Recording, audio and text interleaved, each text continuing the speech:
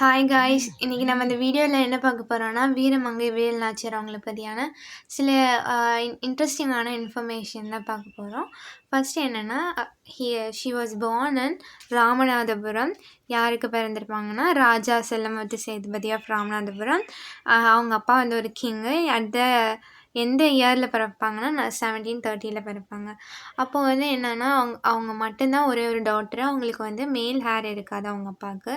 So என்ன பண்ணுவாங்கன்னா, இப்போ ஒரு மேல் ஹேர் இல்லைன்னா அந்த பொண்ணுக்கு பிரின்சஸாக இது பண்ணி அவங்களுக்கு நிறைய ட்ரைனிங் கொடுப்பாங்க. ஃபார் எக்ஸாம்பிள் என்னென்ன ட்ரைனிங் கொடுத்துருப்பாங்கன்னா, மார்ஷியல் ஆர்ட்ஸில் வளரி, ஸ்டிக் ஃபைட்டிங்கு, வீல்டு வெப்பன்ஸு. வீல்டுனா ஒன்றும் இல்லை, டு ஹோல்டு வெப்பன்ஸை பிடிக்கிறதுக்கும் எல்லாத்துக்குமே கற்றுக் கொடுத்துருப்பாங்க. அது போக ஹார்ஸ் ரைடிங்கு, ஆர்ச்சரி இதெல்லாம் கற்றுக் கொடுத்துருப்பாங்க. அதுக்கப்புறம் அவங்க வந்து இந்த 3 லாங்குவேஜ்லேயுமே ப்ரொஃபிஷியன்சியாக இருப்பாங்க. English, French and Urdu. நீங்கள் இப்போ உள்ள டைமில் பார்த்தீங்கன்னாலே சில பேருக்கு தமிழ் நல்லா தெரிஞ்சால் கூட இங்கிலீஷ்க்கு ஓரளவு தெரியும், இல்லை ஃப்ளூயண்ட்டாக கூட சில பேருக்கு தெரியும்.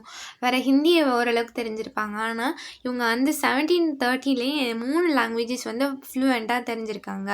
அதுக்கப்புறம் at the age of 16 she got married to Muthu Vadukanathar, the raja of Sivaganga. அவங்களுக்கு வந்து மேரேஜ் ஆகிருப்பாங்க. அவங்க மேரேஜ் ஆனதுக்கப்புறம் வெள்ளச்சி நாச்சியார் அப்படின்னு ஒரு பொண்ணு இருப்பாங்க.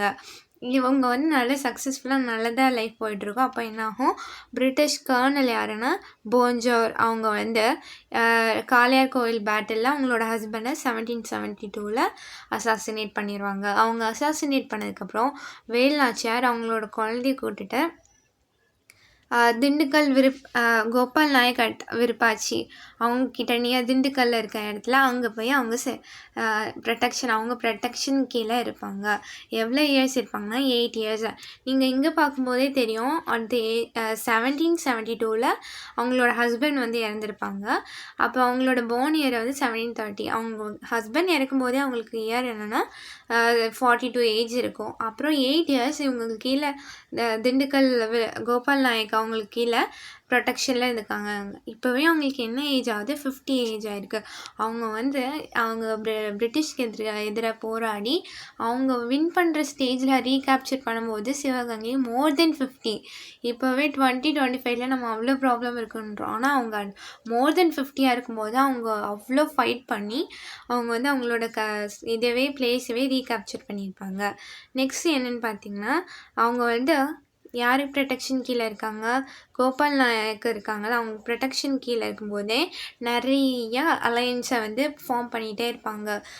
இவங்க கோபால் நாயக்கோட மட்டும் இல்லாமல் ஹைதர் அலி, ஃபேமஸ் ஹைதர் அலி அவங்க கூடயுமே சேர்ந்து தான் இது பண்ணுவாங்க. எப்படி இவங்களோட ப்ரொடெக்ஷன் கிடைக்கும் அப்படின்னா, தளவாயி அவங்களோட வேலுநாச்சியாரோட தளவாய் யாருன்னா தாண்டவராயன். அவங்கள வச்சு ஒரு லெட்டர் எழுதுவாங்க ஹைதர் அலிக்கு எழுதி, 5000 இன்ஃபேண்ட்ரி, 5000 cavalry டு டெஃபிட் த இங்கிலீஷ்னு கேட்டிருப்பாங்க. இதில் வந்து என்னென்னா, ஹைதர் அலிக்கு உருது தெரியறனால வேல் நாச்சியாருக்கு நல்லாவே உருது தெரியும். அதனால் அவங்க நல்ல ப்ராப்ளம்ஸை எக்ஸ்பிளைன் பண்ணி நம்ம ஈஸ்ட் இந்தியா கம்பெனி எப்படியாட்ட வின் பண்ணணும் அப்படின்னு சொல்லி ஒரு லெட்டரை எழுதியிருப்பாங்க. She conveyed her strong determination to fight the English. அதனால் என்ன ஆயிரும், அந்த லெட்டரை படித்ததுமே impressed by her courage Hyder Ali என்ன பண்ணியிருப்பாங்க, அவங்களோட கமாண்டன்ட் சைது அவங்கள சொல்லி திண்டுக்கலுக்கு எல்லா மிலிட்ரி அசிஸ்டன்ஸையும் கொடுக்க சொல்லியிருப்பாங்க. நெக்ஸ்ட் என்ன பண்ணியிருப்பாங்கன்னா, இவ்வளோ முக்கியமான விஷயம், கோபால் நாயக் ஆஃப் விருப்பாச்சிட்டையும் அசிஸ்டன்ஸ் வாங்கியாச்சு, ஹைதர் அலிட்டையும் வாங்கியாச்சு. இன்னொரு முக்கியமான விஷயம் என்ன பண்ணியிருப்பாங்கன்னா, she employed assistance to gathering intelligence to find where British had store their ammunition. எங்கெங்கே அவங்களோட போருக்கு தேவையான பொருட்கள் எல்லாம் எங்கே வச்சுருக்காங்க அப்படிங்கிறத தெரிஞ்சுக்கிட்டு அந்த இடத்த போய் ரீச் பண்ணிடுவாங்க. முக்கியமான இதில் வேல் நாச்சியார் அவங்களோட கதையில் முக்கியமான ஸ்டோரி கேரக்டர் யாருன்னா அது வந்து குயிலி. அவங்க வந்து ஃபெய்த்ஃபுல் ஃப்ரெண்ட் ஆஃப் வேல் நாச்சியார். அவங்க தான் என்ன பண்ணுவாங்க, அவங்களோட யூனிட்டில் வந்து உடையாளுங்கிற ஒரு நேமில் வச்சுருப்பாங்க யூனிட்டை கூட. உடையாள் யாருன்னா ஒரு ஷெப்பர்ட் கேர்ளு. அவங்க வந்து குயிலி அவங்க வந்து எஸ்கேப் ஆகி போகும்போது அந்த பொண்ணு ஆடு மேய்ச்சிட்ருப்பாங்க. அப்போ ஆடு மேய்ச்சிட்ருக்கும்போது அந்த அவங்க பிரிட்டிஷர்ஸ்லாம் கேட்கும்போது சொல்ல மாட்டாங்க. அதனால அவங்கள வந்து அசசன் பண்ணிடுவாங்க. அந்த அந்த ஷெப்பர்ட் கேர்ளோட நேமை வச்சு தான் அந்த ஒரு இது பண்ணுவாங்க. இங்கே பாருங்கள், was skill for not divulging information on Kuyili. அதை இன்ஃபர்மேஷன் கொடுக்கறனால அவங்களுக்கு கொண்டுருவாங்க. அதனால் அந்த நேமில் கூட ஒரு யூனிட் வச்சுருப்பாங்க. இவங்க வந்து ஃபஸ்ட்டு ஹியூமன் பாம்னே நம்ம சொல்லலாம். She has to walked into the British Arsenal எப்போனா 1780 after setting her self on fire thus destroying all ammunition. அதனால் என்ன பண்ணியிருப்பாங்க, அவங்க மேலே ஃபயர் பண்ணிவிட்டு ஹியூமன் பாம் கிடையாது, அவங்களே தீ வச்சுட்டு அப்படியே போய் பிரிட்டிஷ் அவங்களோட எல்லாத்தையும் கொளுத்திருப்பாங்க.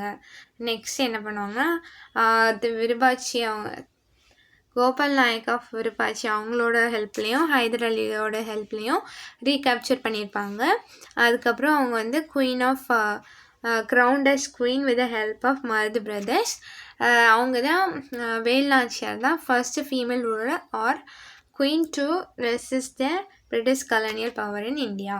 இதுதான் ரொம்ப முக்கியமான விஷயம். ஃபஸ்ட்டு அவங்களோட லாங்குவேஜ் 3 லாங்குவேஜஸ் தெரியும், இங்கிலீஷ், உருது, ஃப்ரெஞ்சு.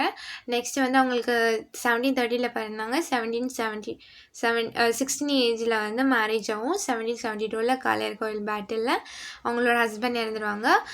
அது மாதிரி அந்த கர்னலோட நேம் ரொம்ப முக்கியம். கர்னலோட நேம் என்னென்னா கர்னல் போன்ஜோர். அது முடிஞ்சதுக்கப்புறமா 8 இயர்ஸ் அவங்க ப்ரொடெக்ஷனில் இருக்காங்க. அந்த ப்ரொடெக்ஷனில் இருக்கும்போதே நிறைய அலைன்ஸ் ஃபார்ம் பண்ணுறாங்க ஹைதர் அலி கூடவும் கோபால் நாயக்கோடவும் சேர்ந்து. அதுக்கப்புறம் நெக்ஸ்ட் என்ன பண்ணுறாங்கன்னா